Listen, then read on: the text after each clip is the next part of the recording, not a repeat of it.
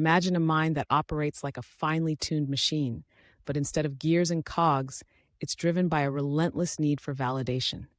Picture a brain that's wired not for empathy, but for self-preservation and self-aggrandizement. This is the world of the narcissist, a place where the mirror reflects not just their image, but their entire existence.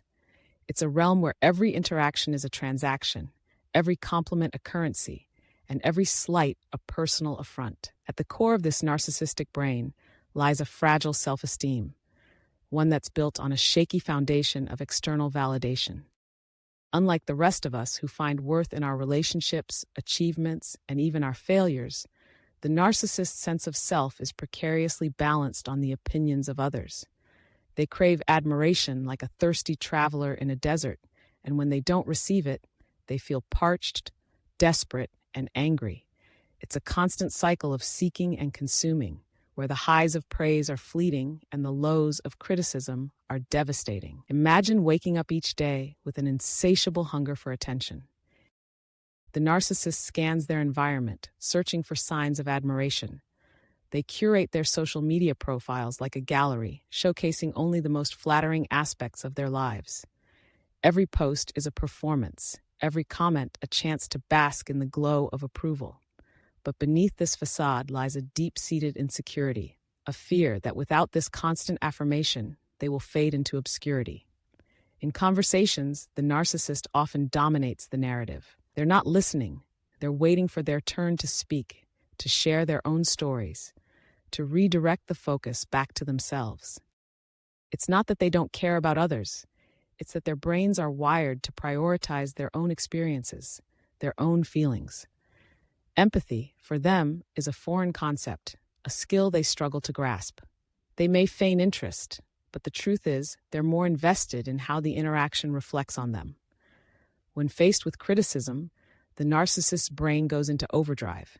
It's a defensive mechanism, a shield against the perceived attack on their fragile self-worth. They may lash out, deflect blame, or even retaliate with venomous words. In their minds, they are the victim, and any challenge to their self-image is an affront that must be met with aggression. They can't afford to be seen as flawed or imperfect. That would shatter the carefully constructed image they've built.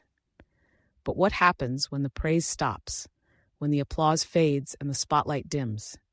The narcissist is left grappling with a void, a chasm of loneliness that they've spent their lives trying to fill with admiration.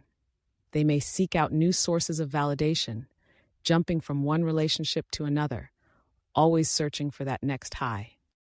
Or they may spiral into despair, consumed by feelings of worthlessness and isolation. It's a precarious existence, one that's marked by highs and lows, triumphs and tragedies, all centered around the self. In the end, the narcissist's brain is a paradox. It's a fortress built on a foundation of sand, a dazzling facade that hides a tumultuous inner world. They may appear confident, even charismatic, but beneath the surface lies a constant battle for self-worth.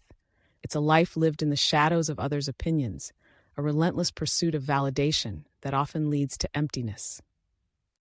And while they may never fully understand the depth of connection that comes from genuine empathy, they remain trapped in their own reflection, forever seeking the next glimpse of admiration to fill the void.